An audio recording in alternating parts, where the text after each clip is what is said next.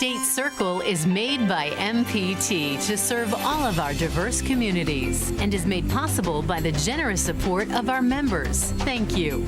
This bill is to send a message that hate doesn't exist anywhere in the state of Maryland. Revisiting state law after a surge in hate crimes. Amanda has worked in her community full-time for almost 12 years. Family support on Down Syndrome Day. There needs to be an audit. There needs to be changes. They were able to escape some of the state's required ethics laws. And scandal leads to a hospital board shakeup. Connecting Marylanders to their government. This is State Circle. Good evening. The big story around State Circle this week is stopping the bleeding at the University of Maryland Medical System. The CEO has been placed on leave following reports that many board members, including the mayor of Baltimore, were profiting from their unpaid positions. Charles Robinson reports. We're more concerned about the institution and its reputation than we are about people on the board or in management. The institution is by far paramount, and that was a comment strongly stressed by the governor and the Senate president. The dress down came after revelations in the Baltimore Sun. Baltimore Mayor Catherine Pugh, a member of the board, was paid for a self-published children's book. There needs to be an audit. There needs to be changes.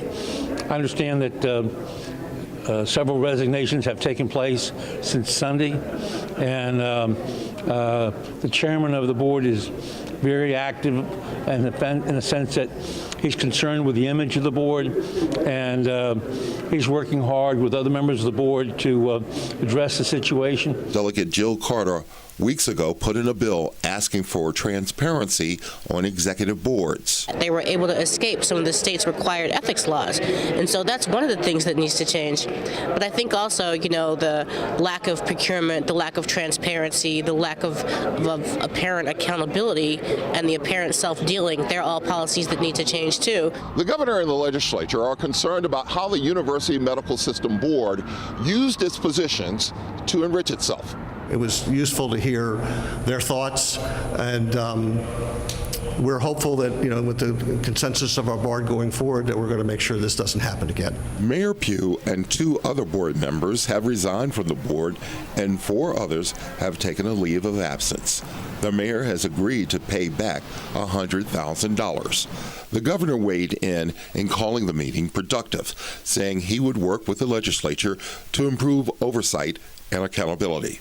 Speaker Michael Bush says his chamber will submit emergency legislation similar to Senator Carter's bill in order to regain the public's trust. Lesson learned, that businesses can't be the same as it's been. They can't conduct themselves the way that they have, and that, I think it's actually a good opportunity because I think we need new blood probably on the board. The tension on this issue comes as the legislature enters its final weeks. In Annapolis, I'm Charles Robinson for State Circle. The clock is ticking for Governor Hogan to decide whether to veto an increase in the minimum wage. The Fight for 15 legislation has cleared both houses of the General Assembly. The minimum wage would rise from $10 to $15 over the next 5 years, with a slightly slower phase-in for smaller companies. The governor wanted the legislature to consider a $12 minimum wage. The bill, as passed, has enough support for an override of a possible veto. This week, lawmakers recognized World Down Syndrome Day. As Nancy Amata reports, for one senator, bringing awareness to the chromosomal condition is a cause that is very close to his heart. When you have Down syndrome, the people that have Down syndrome have 3 copies of the 21st chromosome. So March 21st is the day that was picked. Senator J.J. Peters introduced a resolution to World Down Syndrome Day alongside his family, including his 2 grandchildren, one of whom was born with the chromosomal condition 10 months ago. My daughter-in-law and my son found out in the first trimester, and they didn't even blink. They said, we're having this child, we're going to love this child, and they're going to be part of a big family. Support that he says has helped baby Tommy to thrive. What I've done is, of course, talk to people who have children or friends who have Down syndrome, and they said they are the most loving kids. There's no conditions. They just love you every day, and I can't imagine anything better than that. So I'm looking forward to it. First Lady Yumi Hogan marked World Down Syndrome Day with a proclamation and meet and greet with families who came to Annapolis to talk to lawmakers about what for many has been a challenging but rewarding journey. This is my daughter, and her name is Amanda. Lisa Moore says her 34-year-old daughter has surpassed all expectations and loves her job at an Annapolis grocery store. They are just as much a productive member of society as anyone else and capable of contributing. Amanda has worked in her community full-time for almost 12 years, and she is a vital member of her community. And I fulfill, just brings so much joy to my life. I just can't even imagine a day without her, right? So what can lawmakers do to help people with Down syndrome and their families? Advocates say increasing the minimum wage will be a huge step toward decreasing the high turnover rate among caregivers. 1 in 3 people who are hired to do this job don't last 6 months on the job because there's a lot of responsibility. The hours are long. They have to have a lot of qualifications and training, and they're leaving for the same pay at McDonald's or Walmart, where the responsibilities may not be as high and the stakes might not be as high. Quality care is of utmost importance for parents who are preparing for the future. She gets older. We were thinking about what we're going to put in place for her as we get up in age, and as we're not able to take care of her and be her advocate, to either empower her to be her own advocate or hope that there are organizations or people around her that can advocate for her. Despite those concerns, Brandy Valentine says she no longer fears the unknown. After having Sydney and doing my research and just experiencing her as she grows up, I realized that it was nothing to be scared about, that she is just a 7-year-old living her best life. I'm Nancy Amata for State Circle. The city of Baltimore is suing the owners of one of its most famous landmarks. The lawsuit targets the Stronach Group, owners of Pimlico Racecourse. The city wants to block a move of the Preakness to Laurel and possibly take ownership of the track. You cannot let somebody intentionally turn a historic racetrack, which has been in place since the 19th century, the 1870s, into a wreck. They can't allow it to dissipate on our watch. Legislation that would help fund improvements at Laurel Park is awaiting a vote. State law says the race can only be moved from Pimlico in an emergency. Governor Hogan says he hasn't given up on getting part of the second Amazon headquarters. The governor's comments came after he toured the newest Amazon fulfillment center, which is in Baltimore County. The retailer has a highly mechanized process of filling orders. Amazon dropped plans to put part of its headquarters in New York City. These are private discussions with them. I know that they were a little bit taken aback by the sort of rejection, I think, in New York, and they're taking time internally to reassess what their future plans might be. They're not actively searching for a new location. I think they're internally deciding what their future growth plans might be. The Maryland Amazon warehouse employs 2,000 people. A surge in hate crimes locally and around the globe is prompting an attempt to strengthen Maryland's hate crime laws. Yolanda Vasquez has that story. In 2017, 2 individuals went on the Crofton Middle School property, and they put symbols of hate on that school property to intimidate an individual and a class of people. Delegate Mark Chang describes an all too familiar scenario these days, where swastikas and nooses are being placed on school properties statewide.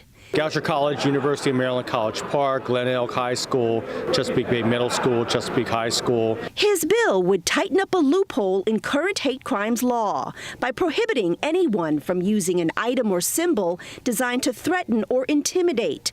It carries up to 3 years in jail and or a $5,000 fine.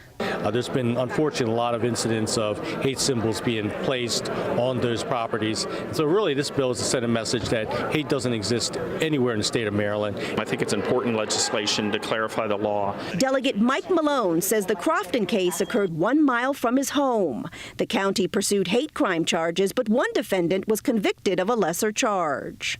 We want to move forward and make our communities a better place and let everyone know that that type of behavior is completely unacceptable.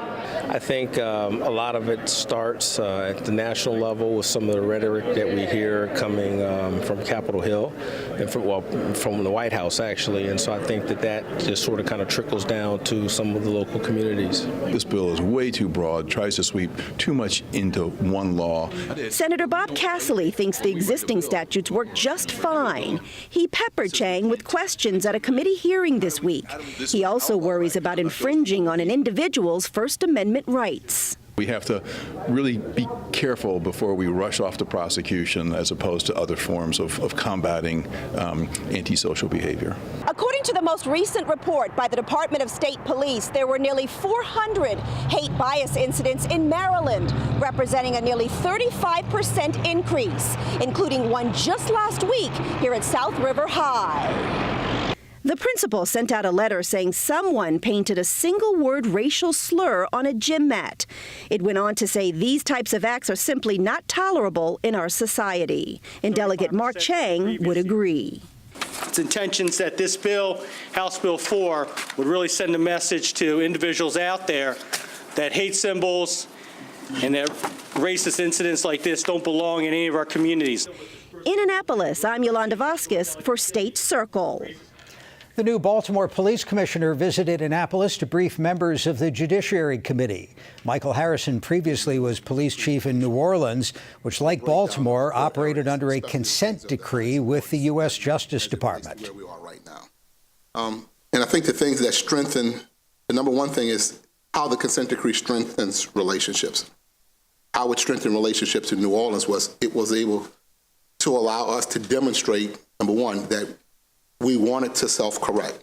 First thing I did when I became the chief was to make sure that we were not doing anything because the consent decree made us, but because we wanted to change, we wanted to course correct, we wanted to be a really good department. So we really had to embrace it, we had to own it. We had to acknowledge. A group of lawyers, law enforcement officials, and civil rights leaders oversees the consent decree, which was ordered in response to cases of brutality and police corruption.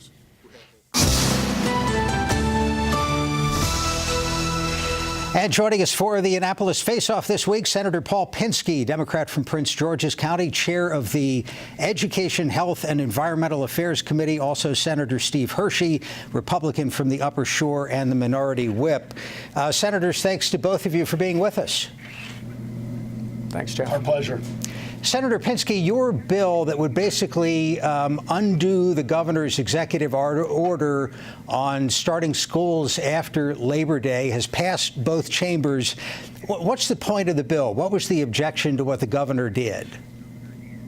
Well, prior to 2 years ago, the authority for setting the school calendar was made by the local jurisdictions. We thought that was the right place for it.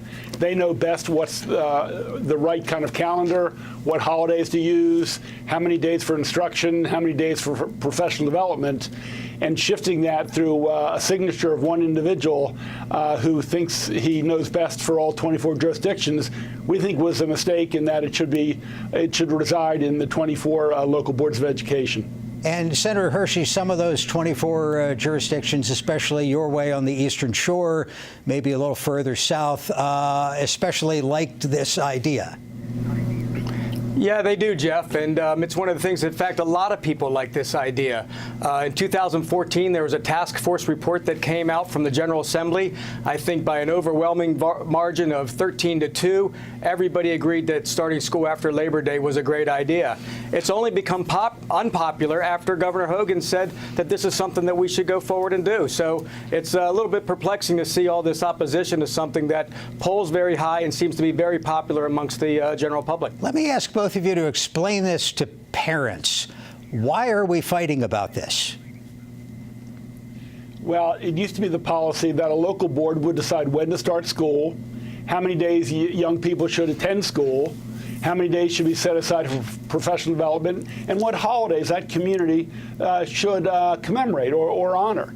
Unfortunately, and you had to serve you had to attend school for at least 180 days. What's happened by this executive order is what used to be a floor of 180 days has become a cap. And it just seems strange that the governor should decide the number of days a child in Baltimore City or Garrett County or Prince George's County should attend school. Maybe a local jurisdiction wants a student to go 183 days or 185 days. This year, numerous jurisdictions have run out of days because of snow days. So to say you have to start after Labor Day and end by June 15th essentially told students after June 15th, you got to get out of the school, even if you need more instruction, even if your teachers need more professional development. And all of this instructional policy is being driven by Ocean City and the small business people there. Senator Hershey, is there an argument for this that doesn't involve Ocean City? Absolutely. This isn't just about Ocean City. It's about Western Maryland. It's about the state fair. What we're just trying to do here is define the summer. And we put lots of mandates on the local school boards on what they can do with their calendars.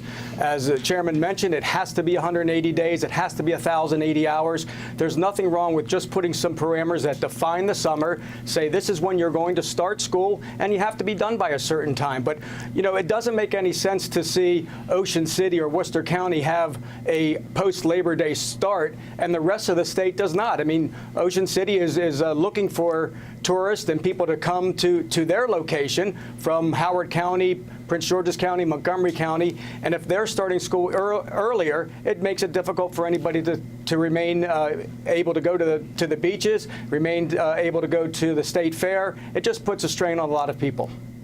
You know, this has gone back a long ways, but I remember Governor Schaefer wanted to look into the question of whether schools ought to go year-round. I mean, from a learning standpoint, is a long summer vacation even a good thing?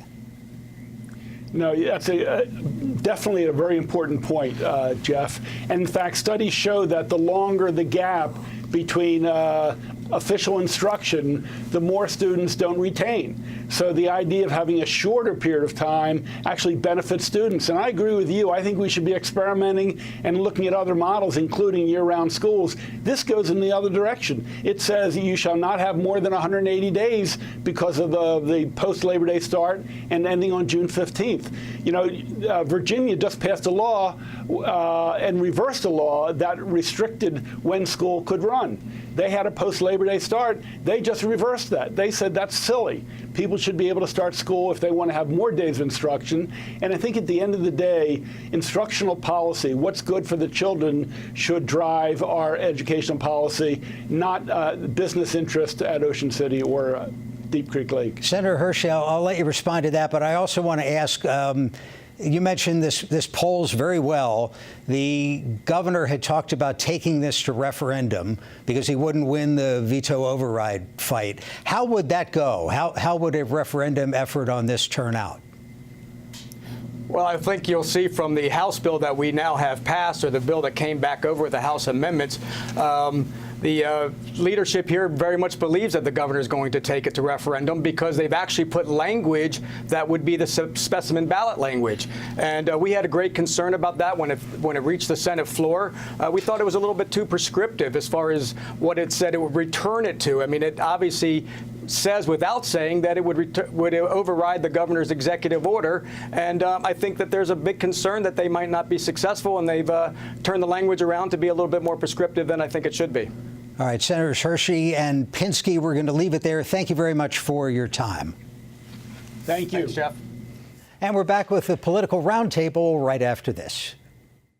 It's a beautiful day in this neighborhood. We are the curious. Wow. The adventurous. Oh. Grrr. Those venturing out for the first time. And those who've never lost our sense of wonder. Whoa. You seeing this? We are the hungry. The strong.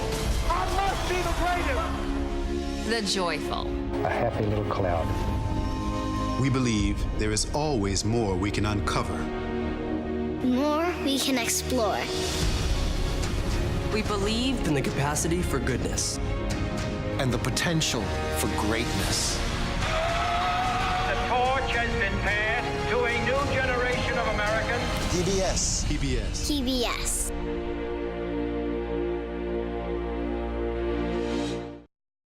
This is a box that showed you a world beyond your own.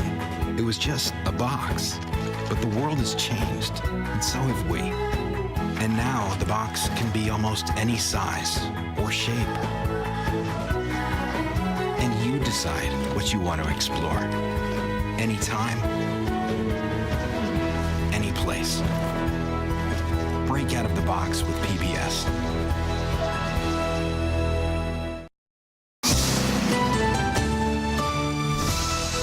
For the Political Roundtable, Charles Robinson, joined by Len Lazarick, founder of MarylandReporter.com. Len has been sending out a morning rundown, all the big news of the day, for how many years now? About 9.5. You're doing good work. We all appreciate that. And one of the things that you're covering, and we've been following as well, is the assisted suicide bill, also known as the End of Life Options Act, which took a big step forward today, but not in a form that makes supporters of that bill happy. What's happening?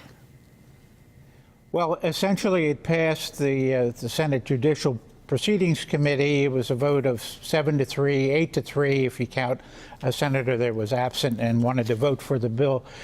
They put in a couple of provisions that make the outside advocates very unhappy. One of them is making it mandatory to have a mental health professional be one of the 3 people. So you already have 2 doctors, and now it adds a mental health professional.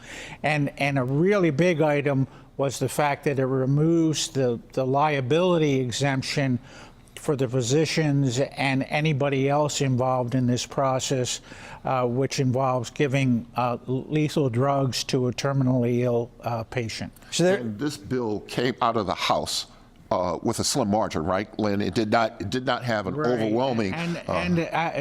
They were actually working on the Senate version of the bill as well. So this faces multiple problems. Yes, it's come out of the committee. It was quite a close vote in the House. Senate President Mike Miller has predicted a close vote in the Senate when it gets to the floor.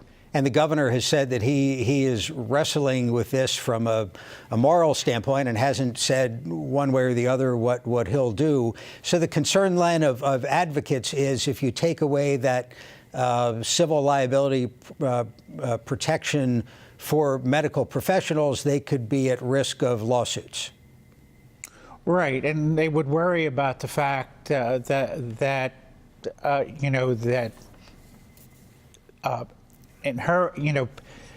people involved in the process are going to sue them for helping a patient die. Let's talk about the governor's political activities this week. He had his, you almost call him a patron, in former New Jersey Governor Chris Christie, with him at the governor's mansion. What was that about? Well, the governor would say that these were not political activities. He was doing a book signing for Chris Christie, at which, of course, it came up again about the idea of him running for president.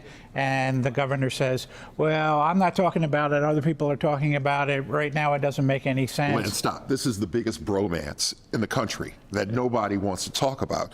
In fact, what's been very interesting is that the governor's been very coy about his intentions. He has never said he's not going to run, but he's not also said that he is going to run. Well, he hasn't taken a lot of the concrete steps that you would need to do. Any governor is going to be very happy with people talking about him running for president. And he's been to Iowa, he's been to New Hampshire. Well, he's going to New Hampshire. He's going to. Yeah. He's going to New Hampshire. He hasn't taken any of the concrete steps other than, New York Times, Washington Post talking about him running against the president. So As the governor says, we'll see what the future brings. We'll see what the future brings. And it doesn't hurt his political standing in Maryland to be doing this because he campaigned for re-election as the anti-Trump. So this just reinforces that. Yeah, it would only hurt if people thought he was being distracted from his job, and I don't think anybody thinks that's true at this point. Let's talk about the budget a little bit. Moving forward, minor differences between the House and Senate. Where does it stand? Well, we got to go to conference committee, and this was part of that legislative process that we always get into. So why don't you talk a little bit about where we are? They just set up the conference committees today. The major differences, and there are always a bunch of minor differences, 500,000 here, $1 million there. The biggest difference is how much money is allocated for the Kirwan Commission. The Senate only allocated $225 million. The House allocated $320 million. So there you got almost $100 million difference, and that's probably the major difference for the two things. The Senate is feeling very much like this is money we have now. We know we can have money next year. They allocated a similar amount. The House wants more. Mike Miller has said, well, if we're going to do that, we're going to need a tax increase. And nobody wants a tax increase down here.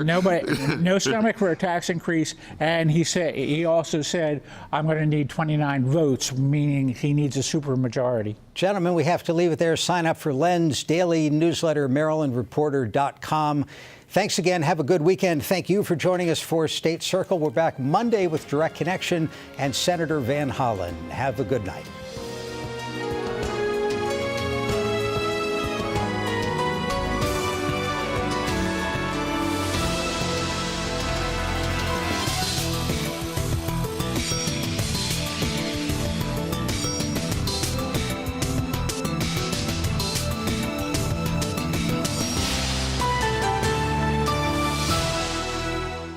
This program was made by MPT to serve all of our diverse communities. TV Worth Watching is supported by the members of MPT and by... Hello, I'm Anirban Basu, CEO of Sage Policy Group. Our economic consultancy has served clients in more than 40 states and in 6 countries, but we're proudest to call Maryland home. Join us in support of one of Maryland's great treasures, MPT. Founded in the heart of Maryland, 1631 Digital works with lobbyists and advocacy groups to digitally pinpoint and message to decision